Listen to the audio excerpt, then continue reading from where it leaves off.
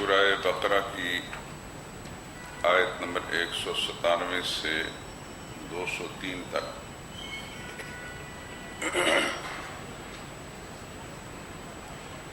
اعوذ باللہ من الشیطان الرجیم، بسم اللہ الرحمن الرحیم۔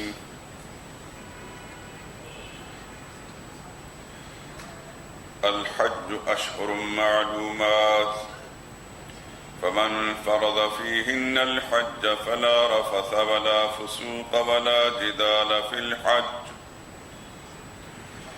وما تفعلوا من خير يعلمه الله، وتزودوا فإن خير الزاد التقوى، واتقون يا أولي الألباب۔ ليس عليكم جناح أن تبتغوا فضلا من ربكم، فإذا أفضتم من عرفات فاذكروا الله عند المشعر الحرام واذكروه كما هداكم وإن كنتم من قبله لمن الضالين، ثم أفيضوا من حيث أفاض الناس واستغفروا الله إن الله غفور رحيم۔ فإذا قضيتم مناسككم فاذكروا الله كذكركم آباءكم أو أشد ذكرا، فمن الناس من يقول ربنا آتنا في الدنيا وما له في الآخرة من خلاق، ومنهم من يقول ربنا آتنا في الدنيا حسنة وفي الآخرة حسنة وقنا عذاب النار، أولئك لهم نصيب مما كسبوا والله سريع الحساب۔ واذكروا الله في أيام معدودات، فمن تعجل في يومين فلا إثم عليه ومن تأخر فلا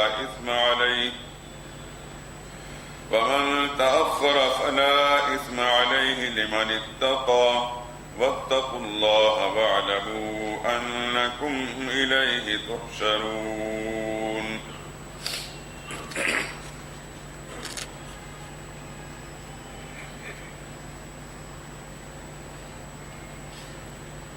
الحج اشہر معلومات، حج کے چند مہینے معلوم ہیں۔ فمن فرض فیہن الحج، پھر جس نے ان مہینوں میں حج لازم کر دیا، فلا رفث، تو پھر بے حجاب ہونا جائز نہیں، ولا فسوق، اور نہ ہی گناہ کرنا جائز ہے، ولا جدال، اور نہ جھگڑا کرنا، فی الحج، حج کے زمانے میں، وما تفعلوا من خیر، اور جو کچھ بھی تم نیکی کرتے ہو، یعلم اللہ، اللہ اس کو جانتا ہے، وتزودوا، اور راستے کا خرچ لے لیا کرو، فإن خیر الزاد التقوی، سب سے بہتر زاد راہ سوال سے بچنا ہے، واتقون، اور مجھ سے ڈرتے رہو، یا اولی الالباب، اے عقل مندو، لیس علیکم جناح، تم پر کوئی گناہ نہیں، ان تبتغوا، کہ تلاش کرو، فضلا من ربکم، اپنے رب کا فضل، فاذا افضتم، پھر جب تم لوٹنے لگو، من عرفات، عرفات سے، فاذکروا اللہ، تو یاد کرو اللہ کو، عند المشعر الحرام، مشعر حرام کے پاس وَاذْكُرُوهُ اور اس کو یاد کرو کما ہداکم جس طرح تم کو سمجھایا وَإِن كُنتُم مِّن قَبْلِهِ اور یقیناً تھے تم اس سے پہلے لَمِنَ الضَّالِّينَ ناواقف لوگوں میں سے ثُمَّ أَفِيضُوا پھر طواف کے لیے لوٹ جاؤ من حیث افاض الناس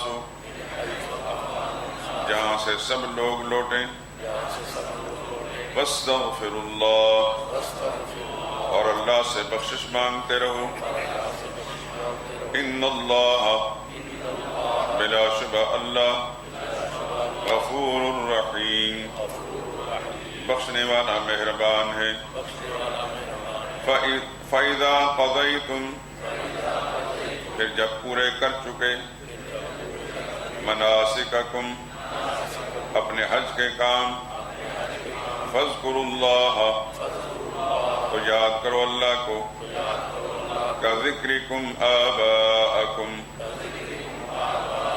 جیسے تم یاد کرتے تھے اپنے باپ دادوں کو او اشد ذکرا بلکہ اس سے بھی زیادہ یاد رکھو فَمِنَ النَّاسِ پھر لوگوں میں سے کچھ تو وہ ہیں مَن یقول جو کہتے ہیں ربنا اے ہمارے رب آتنا فی الدنیا دے دو ہم کو دنیا میں وَمَا لَهُ فِي الْآخِرَةِ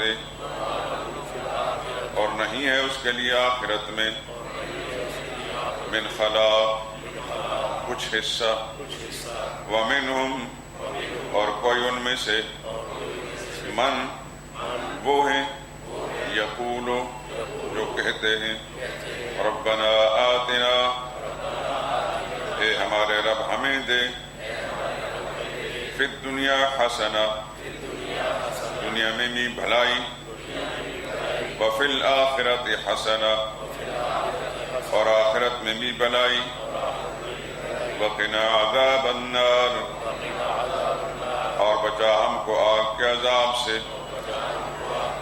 اولئک ایسے ہی لوگ لہم نصیب ان کے لیے حصہ ہے مما کسبوا اپنی کمائی میں سے واللہ سریع الحساب اور اللہ جلد حساب لینے والا ہے وَاذْكُرُوا اللَّهَ اور یاد کرو اللہ کو فی ایام معدودات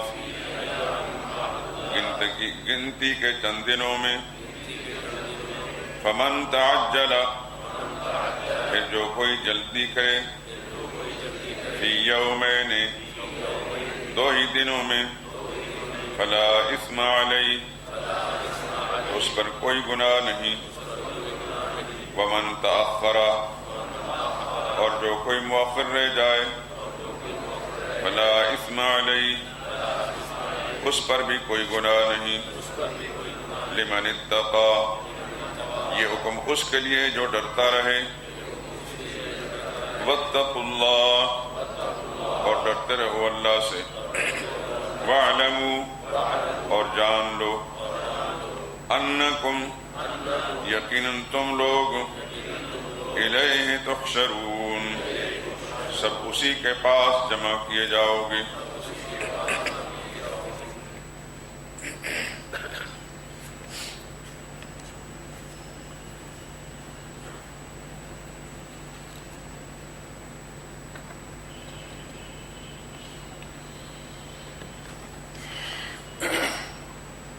ان آیات کریمہ میں اسی امر مصلح یعنی حج اور اس سے متعلقہ مسائل کا ذکر ہے۔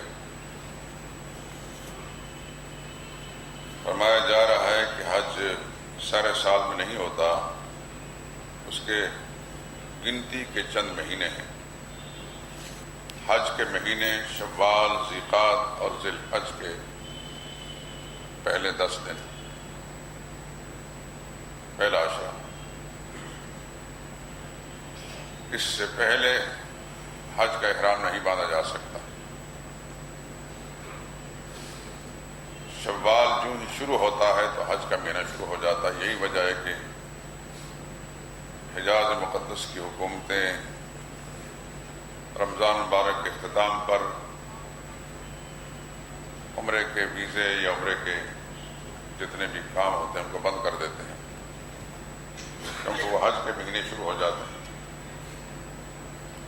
یہ آپ کو معلوم ہے ہی کہ حج زندگی میں ایک مرتبہ فرض ہے، اور صرف اس انسان پر من استطاع الیہ سبیلا جو وہاں تک پہنچنے اور اس کے اخراجات جو اس کے لوازمات ہیں ان کی طاقت رکھتے۔ ایک آدمی سارے سال اس کے پاس بہت بڑا سرمایہ ہے، لیکن حج کے ایام کے اندر وہ سرمایہ ختم ہو گیا، فرضیت حج کی ختم ہو گئی۔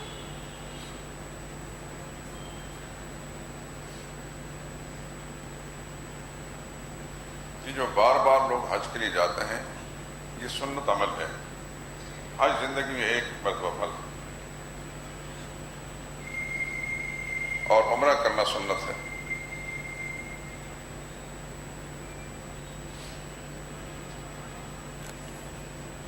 اور پھر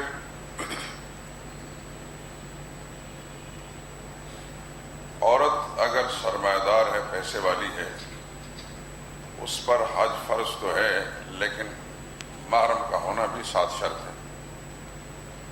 اگر کوئی خاتون بہت بڑی دولت مند ہے لیکن اس کا محرم یعنی اس کا شوہر یا باپ یا بیٹا یا بھائی یا کوئی ایسا جو محرمات عبدیہ میں سے جیسے چچا اور ماموں ہو گئے،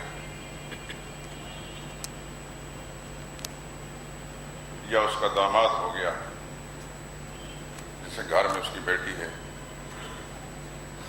یا اس کا کوئی جوان بالغ پوتا ہے یا نواسا ہے، اس قسم کے افراد اگر نہیں ہیں، یہ سارے محرم بن سکتے ہیں، وہ اس پر حج ساقط ہو جاتا ہے۔ دولت مند ہونے کے باوجود بھی اگر وہ ساری زندگی حج نہیں کر سکی، اللہ کے ہاں سے معاوضہ نہیں ہوگا۔ یہ جو اس زمانے میں ایک بات پھیل چکی ہے کہ بعض عورتیں جن کے محرم نہیں ہوتے تو پھر وہ یہ جو ایجنٹ ہوتے ہیں، ان ایجنٹوں سے رابطہ کرتے ہیں تو پھر وہ کسی نہ کسی گروپ کے ساتھ اس کو جوڑ دیتے ہیں۔ اور کچھ عورتیں ایسی ہوتی ہیں کہ اپنی کسی عزیزہ کے ساتھ، عزیزہ کا تو محرم ہے لیکن اس کا محرم نہیں ہوتا، مثال کے طور پر اس کی بہن جا رہی ہے تو بہن کا شوہر اس کا محرم نہیں ہے، چچا کا بیٹا محرم نہیں ہے، ماموں کا بیٹا، پھوپھی کا بیٹا، خالہ کا بیٹا، یہ محرم نہیں ہے۔ ہر وہ انسان جس سے زندگی میں کسی موقع پر عورت کا نکاح ہو سکتا ہے وہ محرم نہیں ہے۔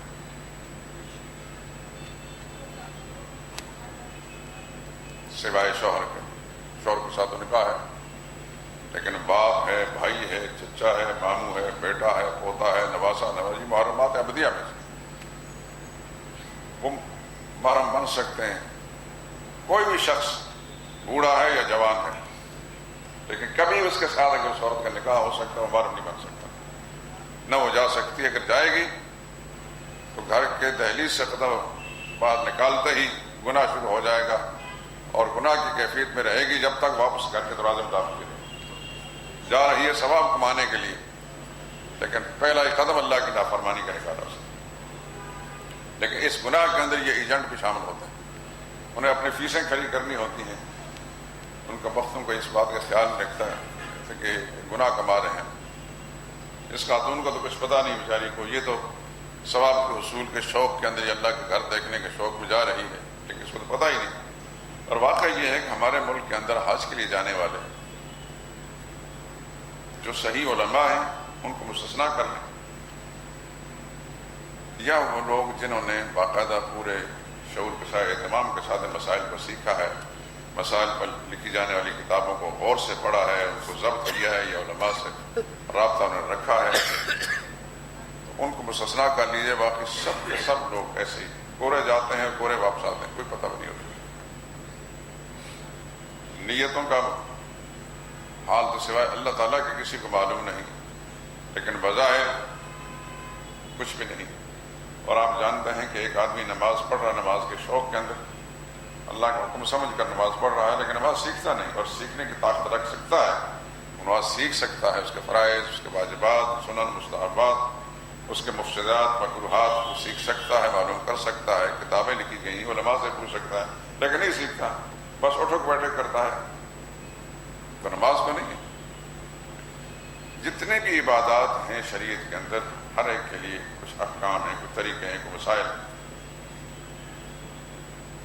سوائے نماز کے کہ جو ہر امیر، غریب، شہری، دیہاتی، پڑھا لکھا، ان پڑھ، صحت مند، تندرست، امن میں ہے، جنگ میں ہے، جس حال کے اندر نماز کو معاف نہیں۔ باقی روزے سال میں ایک مرتبہ ایک مہینے میں فرض ہے، اس میں بھی استثنائی شکلیں کہ مریض اگر ہے، ایک ایسا مریض ہے جو دائمی مریض ہے، اس کو روزے معاف ہیں، وہ فدیہ دیتے ہیں، یا عارضی مریض ہے تو اس کو روزے چھوڑ سکتا ہے، بعد میں عدت اس کی گنتی پوری کر سکتا ہے۔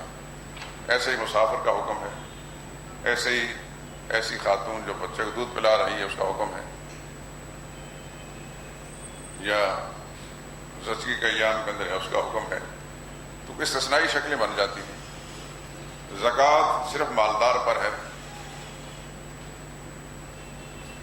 سال میں ایک مرتبہ نکالنا، سال کے بعد، ہر آدمی پر، ہر مسلمان کو زکوٰۃ نہیں ہے۔ اس طرح حج بھی صرف مالدار آدمی پر ہے جو وہاں پہنچنے کی طاقت رکھتا ہے، ہر آدمی پر نہیں۔ شوق تو ہر ایک انسان کو ہوتا ہے اللہ کے گھر کی زیارت کرنے کا، لیکن اس کے لیے کچھ اصول ہیں، قواعد ہیں۔ پہلے تو آسان ہوتا تھا بہت زیادہ، لیکن اب اللہ تعالیٰ ہمارے گناہوں کو معاف فرمائے۔ ہم پر مسلط جو لوگ بھی ہمارے ہاتھوں سے ہم پر مسلط ہوتے ہیں، انہوں نے اتنا مشکل کر دیا ہے، اتنا مشکل کر دیا ہے کہ غریب انسان ساری زندگی حسرت لیے بیٹھا رہتا ہے، وہ حج کے لیے جا سکتا۔ اور امیر آدمی، دولت مند آدمی، اس کے لیے تو حج نہیں، وہ پکنک ہے۔ یورپ نہ گئے، کسی دوسرے نہ گئے، تو چلو جی ڈبل فائدے ہو جائیں گے، حاجی صاحب مفت میں کھلائیں گے، سیر سپاٹے بھی ہو جائیں گے، سب کچھ ہو جائے گا۔ جیسا کہ بہت سارے مشاہدے آپ حضرات کو بھی ہوئے ہوں گے، کچھ میں نے بھی دیکھا ہے، سارا دن بازاروں میں پھرتے ہیں خریداری کرنے کے لیے، سارا دن پوری فیملیاں پھر رہی ہوتی ہیں، اور جب واپسی پر آتے ہیں تو وہ معلموں کی بسیں جو ہیں اوپر، بس جتنی اونچی ہوتی ہے، اتنا اونچا اس کو سامان ہوتا۔ اللہ بہتر جانتا ہے کہ وہ سامان اس ملک میں ملتا ہے، کیوں لاتے ہیں؟ صرف اپنے عزیز و اقارب کو دینے کے لیے یا تجارت کرنے کے لیے لاتے ہیں، یا اللہ تعالیٰ نے نیتوں سے واقف ہے، لیکن بہرحال وہ نمازیں بھی ضائع ہو جاتی ہیں، پوری فیملیاں جاتی ہیں، گپیں ہیں، بازاروں سے خریداری ہو رہی ہے، کھانے پینے کا سارا کام ہو رہا ہے، بہت سارے لوگ ہم نے دیکھا۔ حالانکہ ایک نماز حرم پاک کی، مسجد حرام کی 1,00,000 نماز کے برابر ہے، اور اگر امام کے ساتھ با جماعت پڑھے تو 27 لاکھ نمازوں سے ثواب ہے۔ یہ کتنی کم نصیبی ہوتی ہے کہ نمازیں میں چلی جاتی ہیں اس خریداری پر۔ مسائل ہی معلوم نہیں، کچھ بھی نہیں معلوم۔ میں نے تو جتنا تجربہ کیا، سچی بات ہے، اپنا بھی حال معلوم نہیں، پتہ نہیں ہمارا معاملہ ٹھیک ہوتا ہے کہ نہیں ہوتا، لیکن جتنا بھی کچھ اللہ نے کچھ اور بخشا ہے، کچھ کتابیں پڑھ کر، کچھ علماء کی خدمت میں بیٹھ کر، اس کی بنا پر ہم دیکھتے ہیں تو یہاں 100 میں 1 آدمی اگر نکال لیا جائے تو یہ بہت بڑی کامیابی ہوگی۔ 100 میں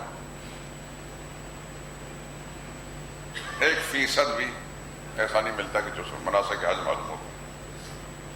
اور یاد رکھیں کہ یہ واحد عبادت ہے جس کے بے شمار مسائل ہیں، بے شمار مسائل ہیں۔ بعض اوقات مسائل پوچھتے ہیں علماء سے، علماء کو بھی چونکہ بار بار اس کا تجربہ نہیں ہوتا، اور پھر نئی شکلیں پیدا ہوتی رہتی ہیں، تو وہ بھی حیران رہتے ہیں۔ وہ علماء جو وہاں حجاز مقدس میں رہتے ہیں، ان کو صبح شام چونکہ واسطہ پڑتا رہتا ہے، ایسے مسائل ان سے لوگ پوچھتے ہیں، پھر ان کو تحقیق کرنے کی اور کتابیں ان کی طرف مراجعت کرنے کی، وہ مسائل پھر صحیح بتا سکتے ہیں۔ ورنہ میرا ذاتی تجربہ یہ ہے کہ ہمارے جیسے لوگ باوجود کئی مرتبہ حج کر چکے ہوتے ہیں، لیکن وہ پوری طرح مسائل سے واقف نہیں ہوتے، کیونکہ نئی شکلیں جو پیدا ہوتی ہیں پھر سوچ پڑ جاتے ہیں کہ اب اس کا کیا جواب دیں؟ تو ایک عام مسلمان کا جو معاملہ ہے وہ تو بڑا ہی عجیب ہے. اگر صرف وہ فرائض واجبات سنن مستحبات معلوم کر لیں اور کس چیز سے حج فاسد ہوتا ہے یا جس کے اندر خرابی پیدا ہوتی ہے یا کس چیز سے دم لازم آتا ہے انہیں کو معلوم کر لیں تو میں سمجھتا ہوں بڑی حد تک بدل. لیکن اس سب سے زیادہ اہم چیز ہے اخلاص. جیسے کہ بھی آپ کی آیتوں میں آپ دیکھیں گے اللہ کا خوف, اللہ کا ڈر. جیسے کل کی آیت میں اتم الحج والعمرۃ للہ, حج کو پورا کرو اور عمرے کے مسائل پورے کرو, احکام ان کی شرعی ضابطوں کا, لیکن للہ یہ شرط ہے کہ صرف اللہ ہی کی رضا کے لیے, حاجی صاحب کہلانے کے لیے نہ. تو حج کے گنتی کے معلوم, یعنی گنتی کے مہینے ہیں جو سب کو معلوم ہے. فمن فرض فیہن الحج, جو اس میں حج لازم کر فرض کر لیتا, فرض سے مراد ہے کہ جو حج کا احرام باندھ لیتا ہے, جو شخص حج کا احرام باندھ لیتا ہے اس نے لازم کر لیا, فلا رفث, پھر اس کے لیے کچھ پابندیاں ہیں. وہ کسی قسم کی بھی شہوانی عمل نہیں کر سکتا. شہوانی عمل سے مراد یہ ہے کہ اپنی منکوحہ بیوی کے ساتھ ایسی گفتگو بھی نہیں کر سکتا جو خواہشات نفس کو ابھارنے والی ہوں, یا اس کو بوسہ نہیں دے سکتا, اس خواہش کے ساتھ چھو نہیں سکتا, حالانکہ وہ حلال ہے اس کے لیے. اور غیر محرم عورت کے وہ تو ساری زندگی حرام ہے انسان, لیکن جو حلال ہے وہ حج کا احرام باندھ دینے کے بعد جب تک احرام کھولے گا نہیں اس وقت تک اس کے ساتھ کسی قسم کی شہوانی گفتگو یا شہوانی عمل یا اس کے ساتھ بے حجاب ہونا یا اس سے جمع کرنا یا مباشرت کرنا جائز نہیں. ولا فسوق, اس طرح کسی قسم کی گناہ والا کام. فسق کہتے ہیں کسی چیز کے اندر سے نکل جانے کو. مثلا آپ کھجور کھاتے ہیں تو توڑتے ہیں اس کو تو اندر سے گٹلی باہر نکل جاتی ہے, یہ فسق ہے, یعنی اندر سے کوئی چیز باہر نکل جاتی ہے. تو فاسق اسے کہتے ہیں جو حکم الہی سے باہر نکل جاتا ہے. تو کوئی عمل بھی حج کے ایام کے اندر حکم اللہ کے حکم عدولی کا نہیں کرنا کسی قسم کا بھی, ولا جدال, اور اس طرح جھگڑا بھی نہیں کرنا. چونکہ ہجوم زیادہ ہوتا ہے اور قدم قدم پر ایسے حالات سے خطاب پڑتا ہے کہ نہ چاہتے ہوئے بھی بعض اوقات انسان اشتعال میں آ جاتا ہے, لیکن شریعت اللہ نے پابند لگا دی کہ حج میں جھگڑا نہیں کرنا. شیخ چادی نے ایک قصہ لکھا ہے کہ ایک قافلہ جا رہا تھا حاجیوں کا, تو ایک آدمی بڑے مزے لے کر بات کر رہا تھا کہ ہم فلاں جگہ گئے اور وہاں لڑائی ہوئی اور پھر ہم نے یوں مارا, احرام بندھا ہوا, یوں مارا اور یوں کیا اور یوں کیا. بڑے سمجھے فخریہ بات کر رہا تھا. تو شیخ سعدی کہتے میں نے کہا کہ اے فلاں آدمی, جو لوگوں کو مارنے اور لوگوں کے ساتھ جھگڑا کرنے کو تم بڑے شوق سے بیان کر رہا ہے, تو حاجی نہیں, البتہ تیرا اونٹ حاجی ہے جس پر تو سوار ہو کر جا رہا ہے. جنہیں ہے وہ تو حیوان, لیکن وہ لڑائی جھگڑا نہیں کرتا. تو انسان ہو کر بھی اور ان حدود کی پابندی نہیں رکھتا. یہ تو نے احرام جو باندھ دیا, اس نے تو تمام بہت ساری چیزیں جو تمہارے لیے حلال تھیں جب احرام کھول نہ دے اس وقت پابندی لگا دی گئی. تو جو حج کا احرام باندھ لے تو اس کے لیے نہ تو بے حجاب ہونا جائز ہے اور اس سے نہ ہی کسی قسم گناہ کرنا, نہ کہ جھگڑا کرنا حج کے زمانے میں. وما تفعلوا من خیر, یا جو کوئی بھی نیکی کا تم کام کرتے ہو, نیکی ہے یا نہیں, یعلمہ اللہ, اللہ اس کو جانتا ہے. بظاہر تم اس کو نیکی سمجھ کر رہے ہو لیکن اس کی شرائط ضوابط کے ساتھ نہیں ہے تو اللہ کے نزدیک نیکی نہیں بنے. ایک آدمی نماز پڑھ رہا لیکن اس کے جو اصول ہیں ان کو سامنے نہیں رکھتا, قوم جلسہ اس کا درست نہیں ہے, رکوع سجدہ اس کا ٹھیک نہیں ہے, فرائض کو صحیح طریقے سے ادا نہیں کر رہا, وہ اٹھک بیٹھک تو کر رہا ہے. ایک صحابی رسول ہیں صلی اللہ علیہ وسلم, غالباً حضرت حذیفہ ہیں, انہوں نے ایک آدمی کو نماز پڑھتے دیکھا, وہ اس طرح چونگے مار رہا تھا. اللہ تعالیٰ ہم سب کو اپنی رحمت کے ساتھ اپنی اصلاح کرنے کی توفیق نصیب فرمائے, اور اپنی خامیوں پر نظر رکھنے کا ہر وقت احساس پیدا رکھنے کی توفیق دے. ہمارے پاکستان کے اندر صوبہ سرحد اور صوبہ بلوچستان, ان دو صوبوں کے مسلمان بالعموم زیادہ نمازی ہیں. بلوچستان کے اندر تو خاص طور پر میں دور دور تک گیا ہوں، مسجدیں بھری نظر آتی ہیں اور عین نماز جماعت کے وقت میں بہت ساری مساجدیں وہاں قائم جگہ نہیں ملتی. لیکن ایک تباہت جو بھی میں نے دیکھی ہے، اللہ تعالیٰ ان بھائیوں کی بھی اصلاح فرما دے. وہ تنہا جب نماز پڑھتے ہیں تو اتنی تیزی سے پڑھتے ہیں کہ وہ 3 یا 4 رکعتیں مکمل کر جتنی دیر میں ہم سورہ فاتحہ نہیں پڑھ سکتے. عام کاروباری ہیں نوجوان، لیکن کچھ ایسی عادت بن جاتی ہے ان کی اتنی تیزی کے ساتھ، مجھے سمجھ نہیں آتی کہ کس انداز سے وہ پڑھتے ہیں. یہ طریقہ غلط ہے. بات کر حضرت حذیفہ رضی اللہ تعالیٰ کے شخص کو دیکھا، وہ نماز میں اس طرح اٹھ بیٹھک کر رہا تھا. انہوں نے پوچھا کہ یہ کیا کر رہے تھے، کب سے نماز پڑھ رہے ہو؟ اس نے کئی سال بتایا، اتنے عرصے پڑھا. انہوں نے فرمایا خدا کی قسم تو نے اتنے عرصے سے ایک نماز بھی نہیں پڑھی. جب اس کے ضوابط ہی تمہیں معلوم نہیں کہ قیام کے کیا اصول ہیں، قیام کی حالت کیسی ہونی چاہیے، پھر رکوع میں کس طرح جھکنا چاہیے. اللہ کے نبی نے فرمایا صلو کما رأیتمونی اصلی، تم نماز پڑھو جیسا تم نے مجھے نماز پڑھتے دیکھا. اور نماز پڑھتے دیکھا صحابہ کرام نے پھر نقل کر کے پوری امت کو بتا دیا. پھر اسی بات کو فقہاء کرام نے اپنی کتابوں کے اندر پوری تفصیل کے ساتھ بیان کیا کہ قیام کس طرح ہونا چاہیے، رکوع کیسا ہونا چاہیے، انسانی نگاہ قیام کی حالت میں کہاں ہو، رکوع کی حالت میں نظر کہاں ہونی چاہیے، سجدے کی حالت نظر کہاں ہونی چاہیے، قومے کی نظر کہاں ہونی چاہیے، جلسے کی حالت میں کہاں ہونی چاہیے. اب یہ ساری چیزیں جو ہیں شریعت میں بیان کر دی گئی ہیں، لیکن انسان ان کا لحاظ نہ رکھے تو نماز نہیں. اسی طریقے سے حج کا معاملہ ہے، وہ شرائط جب اس کے لیے مقرر کیے گئے ہیں، اگر ان کا لحاظ نہیں رکھے گا تو وہ حج نہیں ہوتا. چکر لگ جاتا ہے، اس میں کوئی شک نہیں، لیکن حج نہیں ہوتا. ایک آدمی سب کچھ سیکھ سکتا ہے اور سب کچھ سیکھتا رہتا ہے دنیا کے سارے دھندے، تو دین کی بات اللہ کو راضی کرنے کے لیے، جنت حاصل کرنے کے لیے وہ ساری محنت کیوں نہیں کرتا؟ جنت اتنی سستی ہے.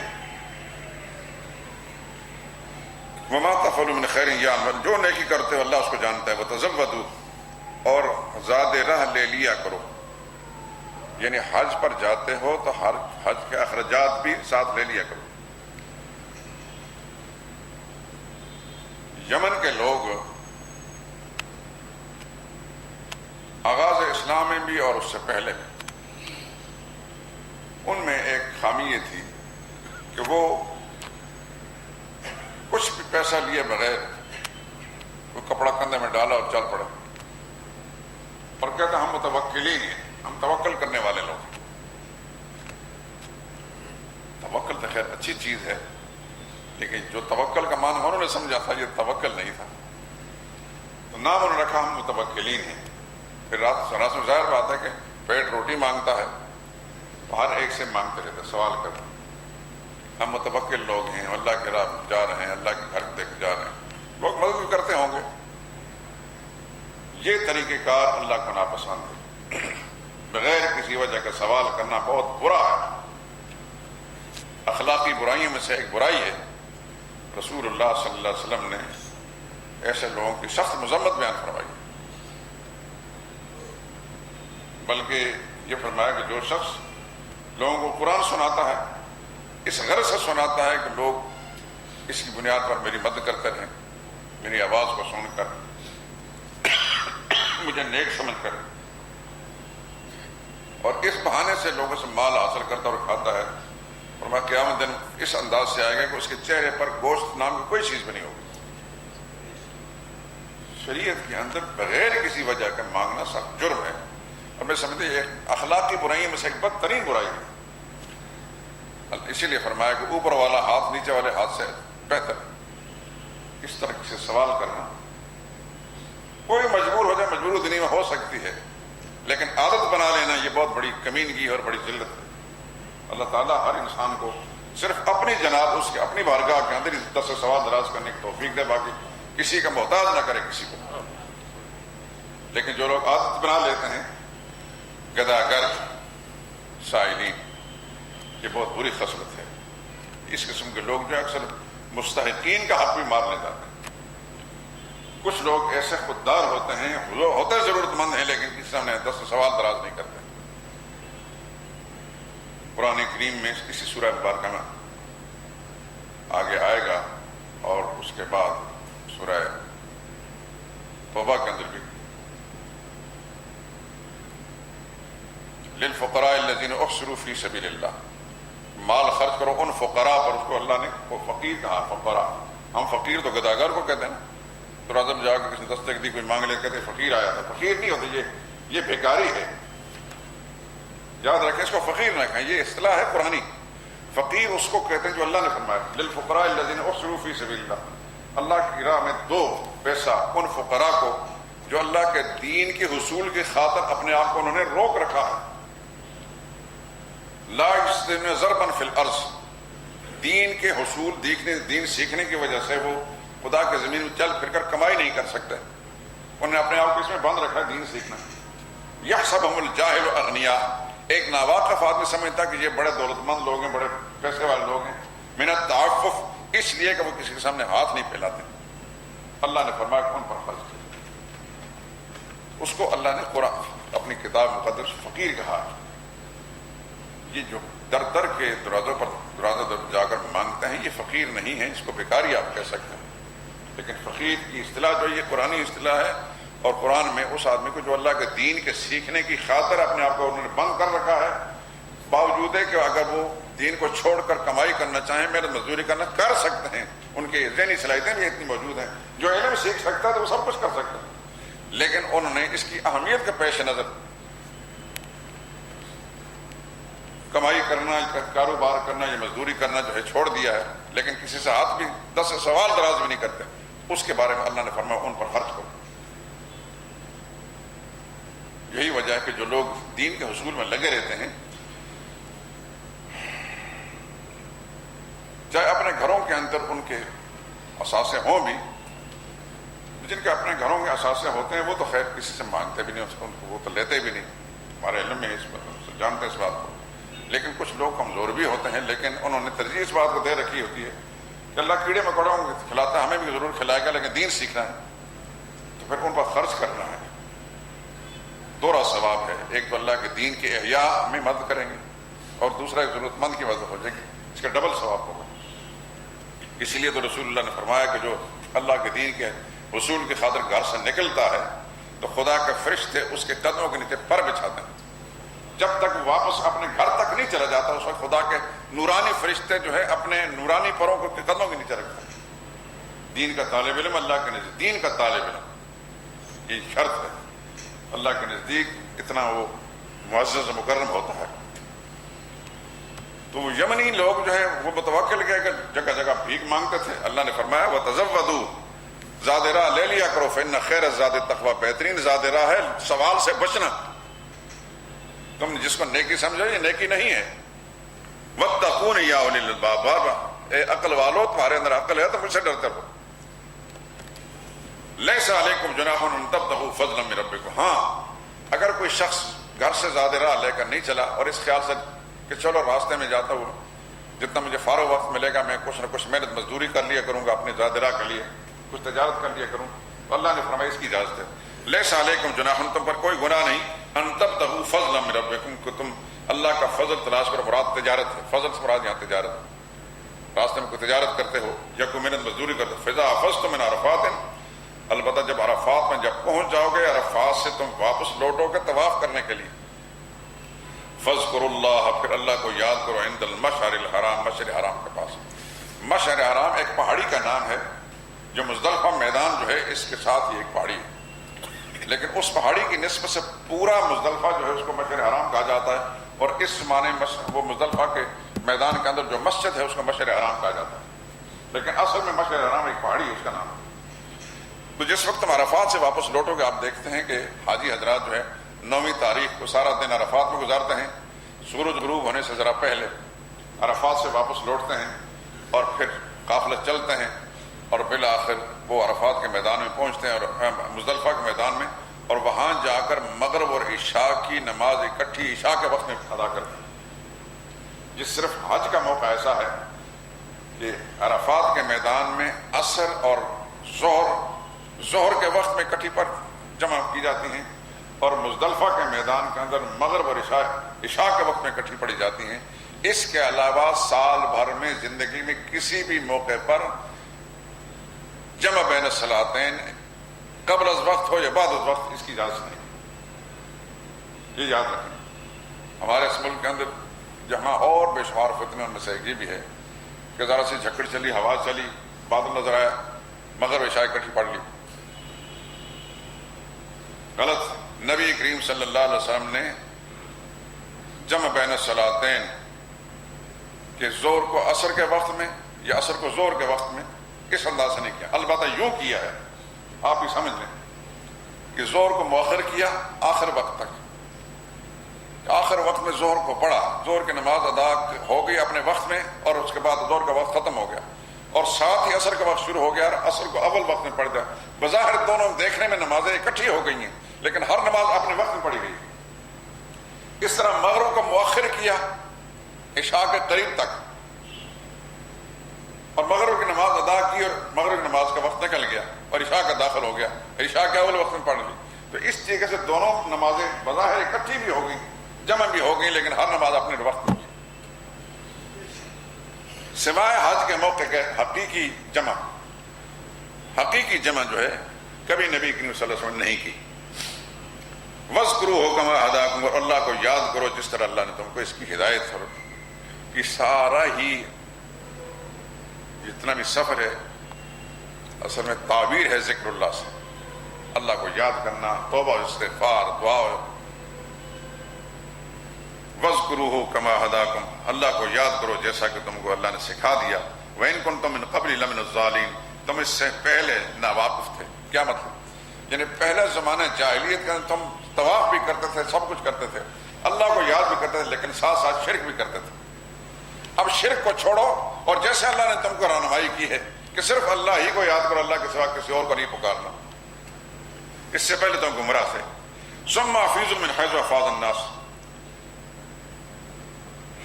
زمانہ جاہلیت میں ایک برائی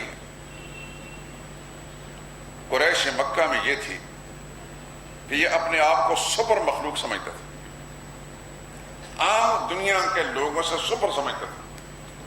عام لوگ جب حج کے لیے آتے تھے تو عرفات کے میدان سے بھی ہو کر آتے تھے، یہ صرف مزدلفہ میں جا کر رک جاتے، کہتے کہ ہم اسپیشل لوگ ہیں، وی آئی پی، بلکہ وی آئی پی لوگ ہیں، ہم آگے نہیں جائیں گے.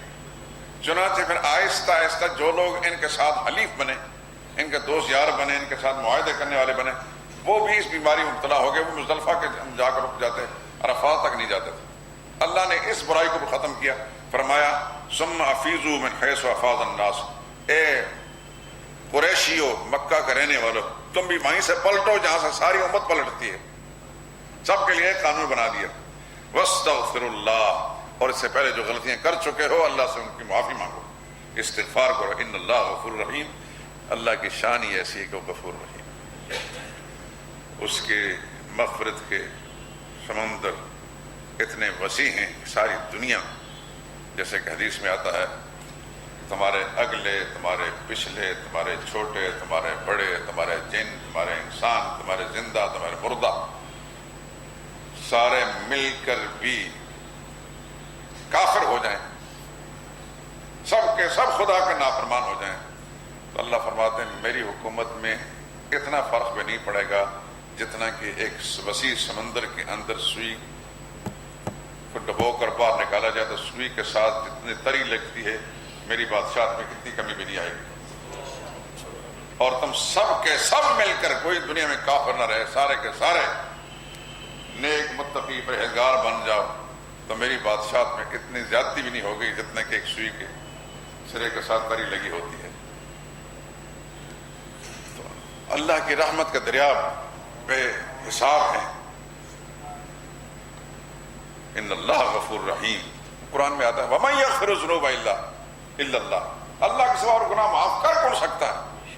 صدیق اکبر رضی اللہ تعالیٰ عنہ کو جو رسول اللہ صلی اللہ علیہ وسلم نے نماز میں تشہد کے مقام پر درود پاک کے بعد جو دعا سکھائی تھی، اس میں یہی ہے نا، اللہم انی ظلمت نفسی ظلما کثیرا، اے اللہ میں نے اپنی جان پر بہت ظلم کیا، زیادتی کی، یعنی گناہ کر کر. وَلَا يَغْفِرُ الذُّنُوبَ إِلَّا أَنْتَ، اللہ تعالیٰ سوا کوئی گناہ معاف کرنے والا نہیں. ان اللہ غفور رحیم، یقینا اللہ بخشنے والے مہربان. فَإِذَا قَضَيْتُم مَنَاسِكَكُم، جب تم حج کے احکام پورے کر چکو، فَاذْكُرُوا اللَّهَ، پھر دیکھنا وہی اللہ کو یاد کرو، كَذِكْرِكُمْ آبَاءَكُمْ، جیسے تم زمانے جاہلیت میں میدان منا میں حج سے فارغ ہو کر وہاں پھر ایک جلسہ منعقد کرتے، پھر اپنے اپنے خاندانوں کی بڑائیاں، اپنے باپ دادا کی بڑائیاں بیان، میرا باپ ایسا تھا، میرا دادا ایسا تھا، پدرم سلطان بود، میرا باپ بادشاہ تھا، ایسا بہادر تھا، ایسا سخی تھا، ایسا تھا، ایسا تھا. یہ زمانے جاہلیت کی برائیوں میں سے ایسا تھا کہ پھر وہ اپنے اپنے خاندانوں کے اور قبائل کی بڑائیاں بیان کرتے. تو اللہ فرماتے ہیں جب تم حج سے فارغ ہو جاؤ تو اللہ کو یاد کرو جیسا کہ تم اپنے باپ دادوں کو یاد کرتے تھے، وہ اشد ذکر، بلکہ اس سے بڑھ کر اللہ کو یاد کرو. لیکن اس زمانے میں ہوتا کیا تھا؟ دو قسم کے حاجی ہوتے تھے. ایک قسم کے حاجی ہوتے تھے کہ اللہ سے مانگتے لیکن صرف دنیا ہی مانگتے، اور کچھ خوش نصیب ایسا ہوتا تھا اللہ سے دنیا بھی مانگتے اور دین بھی مانگتے، آخرت بھی مانگتے. اس کا ذکر کرنا. فَمِنَ النَّاسِ، پھر کچھ لوگ تو ایسے ہیں مَن یقول ربنا آتنا فی الدنیا، جو کہتے ہیں یا اللہ اس دنیا میں ہمیں سب کچھ دے دے. اللہ فرماتے ہیں وَمَا لَهُ فِي الْآخِرَةِ مِنْ خَلَاقٍ، ایسے بد نصیب کے لیے آخرت میں کوئی حصہ نہیں. دنیا تو مل جاتی ہے اس کو، آخرت میں کچھ نہیں ملتا. وَمِنَ النَّاسِ، اور کچھ خوش نصیب ایسے ہیں مَن یقول ربنا آتنا فی الدنیا حسنہ، جو کہتے ہیں یا اللہ دنیا کی بھلائیاں بھی ہمیں دے دے، وفی الآخرۃ حسنہ، اور آخرت کی بھلائیاں بھی ہمیں دے دے، وقنا عذاب النار، اور دوزخ کے عذاب سے بھی ہمیں بچا. اللہ فرماتے ہیں اولئک لہم نصیب مما کسبوا، ایسے خوش نصیبوں کو ان کو پھر ان کے جو انہوں نے کمایا ہے اس کا حصہ ملے گا. دنیا بھی چاہتے ہیں، آخرت بھی چاہتے ہیں. اس سے علماء نے فقہاء نے ایک مسئلہ لکھا ہے. کچھ لوگ صوفیت کے حیزے میں مبتلا کہتے ہیں جی دنیا ہمیں نہیں چاہیے، دنیا تقوی کے خلاف ہے، بزرگی کے خلاف ہے. پھر کہانیاں فلانا بزرگ جو ہے اتنے 100 سال تک، اتنے سال تک وہ کوئی الٹا لٹکتا رہا. بزرگ تھے کہ وہ کوئی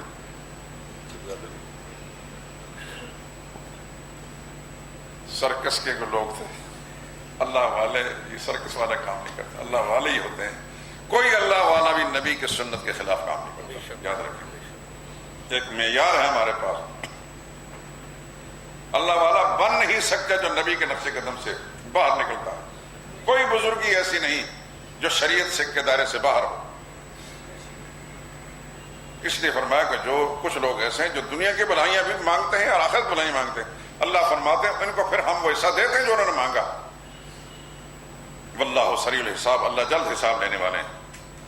آخر میں فرمایا وَاذْكُرُوا اللَّهَ فِي أَيَّامٍ مَّعْدُودَاتٍ، جو گنتی کے چند دن ہیں اس میں اللہ کو یاد کیا کرو. مراد ہے ایام تشریق 10، 11، 12 اور 13 بھی بعض نے اس میں شامل کیا ہے. فمن تعجل فی یومین، مراد یہ ہے کہ تم منا کے میدان کے اندر حاجیوں نے 3 دن تو گزارنے ہوتے ہیں، 10واں دن، 11واں، 12واں بھی. اور اگر 12واں کوئی جا نہیں سکتا تو 13ویں کہ رمی کر کے وہ جائے. اسی کے لیے فرمایا کہ اللہ کو یاد کرتے رہو ان گنتی کے چند دنوں میں. پھر جو جلدی چلا جائے 2 ہی دنوں میں، یعنی 11، 12 کو رمی کر کے چلا گیا، فلا اسم علیہ، اس پر کوئی گناہ نہیں. ومن تاخر، اور جو رک گیا یعنی 12 کو رک گیا تو 13 کو بھی رمی کر کے جائے، فلا اسم، اس پر کوئی گناہ نہیں. لیکن لمن اتقى، اس کے یہ حکم اس کے لیے جو اللہ سے ڈرتا رہے. دیکھیں بار بار ایک چیز کی تاکید کی جا رہی. 2 باتیں ہیں آج کے اندر، ایک تقوی کی، اللہ سے ڈرتے رہو، دوسرا اللہ کے ذکر کرنے کی. یہ دونوں ہی چیزیں جو ہیں حج کے اگر مجموعہ اس کا حال دیکھیں تو اس کے اندر 2 ہی چیزیں. وہاں قدم قدم پہ انسان کو غیر محرم عورتوں سے واسطہ پڑتا ہے. حسین و جمیل عورتیں نظر میں آتی ہیں. تقویٰ اور خشیت الہی ایک ایسی چیز ہے کہ انسان کی نگاہ کو بچا سکتی ہے، ورنہ دل میں ہزاروں وسوسے ابلیس ڈال سکتا ہے. اور اللہ کا ڈر اگر اس کے دل کے اندر ہوگا تو پھر وہ اپنی نگاہ کو بچا کر رکھے گا، کسی غیر محرم عورت کے ساتھ اس کے جسم مس نہ کرے. اسی طریقے سے قدم قدم پہ لڑائی جھگڑے کی نوبت آ سکتی ہے. آپ جانتے ہیں کہ بعض اوقات سفر میں انسان پہچان جاتا ہے، کہتے راہ پہ جانے دے واہ پہ جانے. کسی سے معاملہ کرو پتہ چل جاتا ہے کیسا اچھا ہے یا برا آدمی. کسی سفر کرو، ایک صحابی نے کسی کے بارے میں کوئی اچھی رائے ظاہر کی کہ بڑا اچھا آدمی ہے. نبی کریم صلی اللہ علیہ وسلم فرمایا کس بنیاد پر تم کہتے ہو اچھا آدمی؟ سفر کیا اس کے ساتھ؟ کہنے لگا نہیں. فرمایا کوئی معاملہ کیا؟ کہنا نہیں. پھر میں کیسے تم وصول سے کہہ سکتے ہو؟ کسی بھی آدمی کی اچھائی یا برائی، اور میرا ذاتی تجربہ بھی ہے اور آپ حضرات نے بہت کیا ہوگا کیونکہ زندگی ہر معاملے میں آپ زیادہ تجربہ رکھتے ہیں، میں نے تجربہ کیا ہے کہ عام میل جول کے اندر بڑے ہی اچھے لوگ ہوتے ہیں، لیکن تھوڑا سفر کریں نا پھر پتہ چلتا سب کچھ کھل جاتا ہے۔ ایک سفر حج کا بھی چند ساتھیوں کے ساتھ کیا تھا، ان میں سے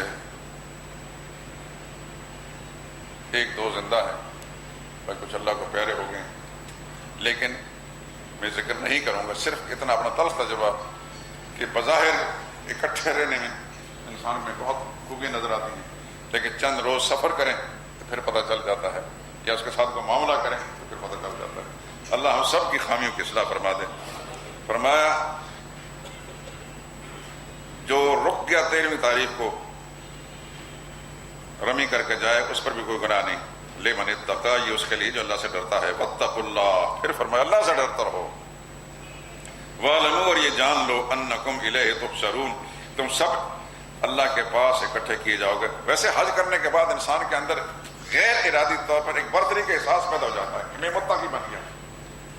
ایک بزرگ کا لکھا ہے واقعہ کہ وہ حج پہ جانے سے پہلے اپنے سر پر اللہ کے نور کی ایک روشنی دیکھا کرتا تھا، ہر وقت اس کو اپنے سر کے اوپر ایک نور کی روشنی نظر آتی تھی۔ حج پہ گیا اور وہ ختم ہو گیا قصہ، واپس آیا، اب کسی بزرگ سے ذکر کیا کہ اس سے پہلے میں جو کیفیت دیکھ پا میری کیفیت نہیں ہے۔ وہ جس بزرگ کے سامنے بات کی، وہ بزرگ بھی اللہ کے نیک بندے تھے، انہوں نے کہا کہ اب یہ کیفیت اس لیے کہ اس سے پہلے یہ انوارات اس لیے تھے کہ تو اپنے آپ کو گناہگار سمجھتا تھا، اور اب تیرے دل کے اندر یہ خیال پیدا ہو چکا کہ میں بڑا متقی بن چکا۔ کیوں کہ رسول اللہ نے فرمایا من حج،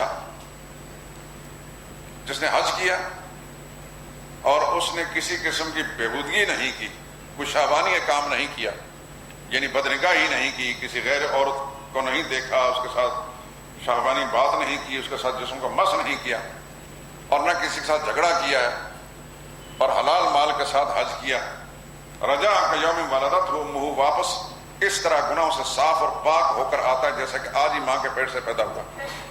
یہ حکم تو ہے اللہ کے نبی نے فرمایا، لیکن اگر کسی آدمی کے دل میں یہ احساس خود بخود پیدا ہو گیا میں تو متقی بن گیا ہوں، تو پھر بعض انوارات چھین لیے جاتے ہیں۔ تو اس بزرگ نے فرمایا کہ اب تیرے دل کے اندر عجب پیدا ہو گیا، خود پسندی آ گئی کہ تم نیک بن گیا، متقی بن گیا، اس واسطے وہ انوار تم سے چھین گئے۔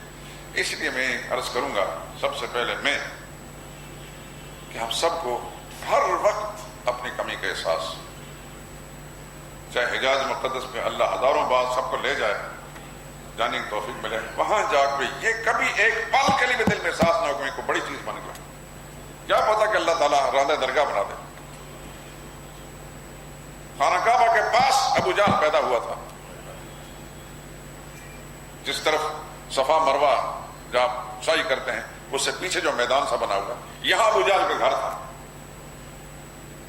یہی پیدا ہوا ساری زندگی، لیکن اللہ نے قبول نہیں کیا۔ وہ کسی نے کہا حسن سے بصرہ، بلال از حبش صہیب از روم، حضرت حسن بصرہ کا رہنے والے نبی کے دین سے چمٹ گئے، بلال حبشہ کا رہنے والا کالا حبشی نبی کے دامن سے چمٹ گیا، صہیب روم سے آنے والے خاک مکہ ابو جہل ایچ بلا جبیس، کہاں کہاں کا رہنے والے تھے، نبی سے اخلاص کے ساتھ وابستہ ہوئے تھے، سرتاج اولیاء بن گئے، اور ابو جہل مکہ کا رہنے والا قریشی تھا، رسول اللہ بھی قریشی تھا، ابو جہل بھی قریشی تھا، اور حرم شریف کے پاس رہنے والا حجاز مقدس کے اندر راندہ درگاہ ہوا۔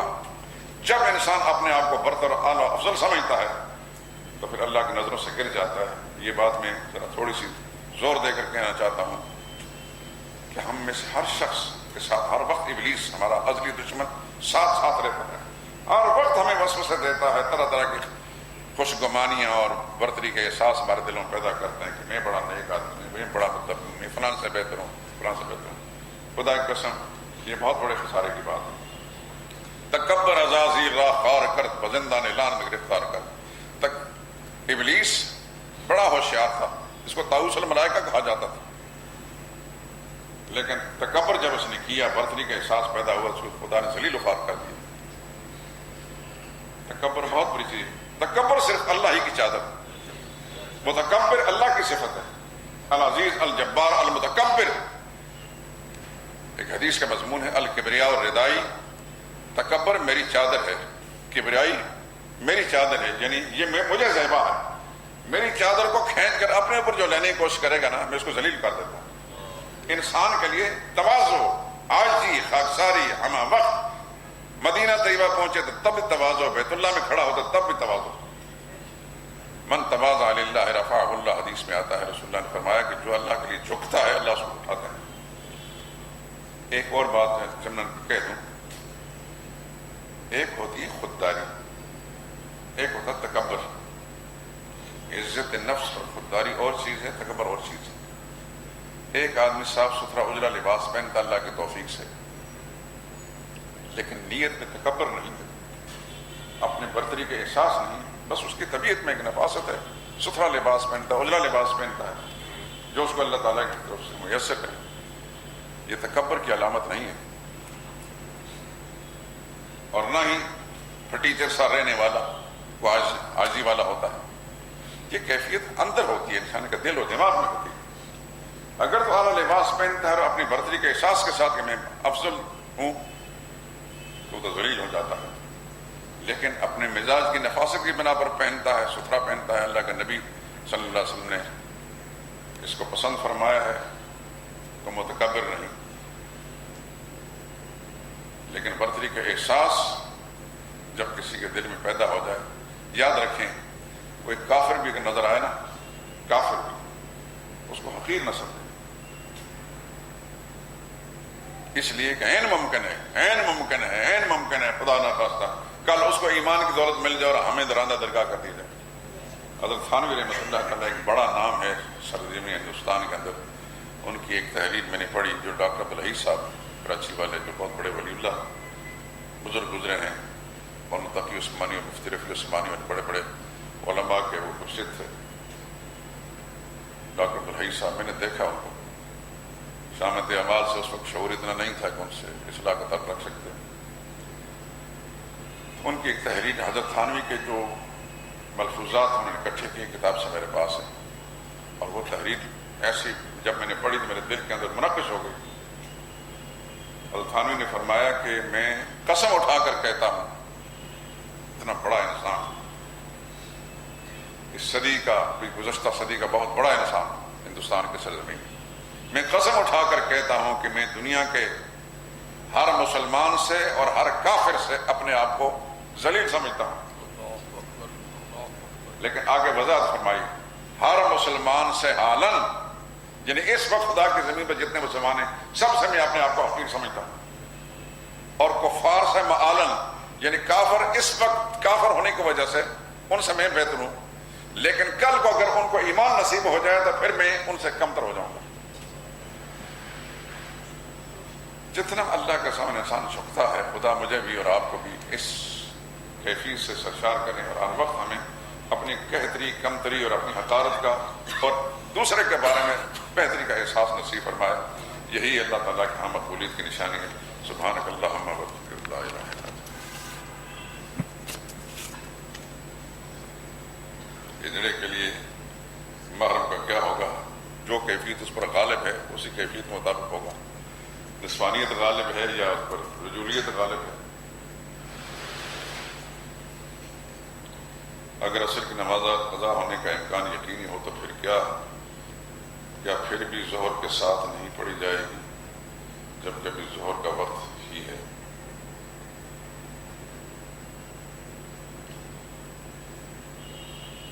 قضا ہونے کا یقینی کیسے اس کی مثال ہے؟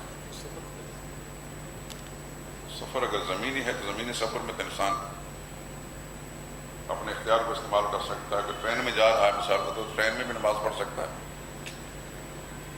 اور اگر بس میں ہے یا کار میں ہے تو پھر تو مسئلہ ہی کوئی نہیں.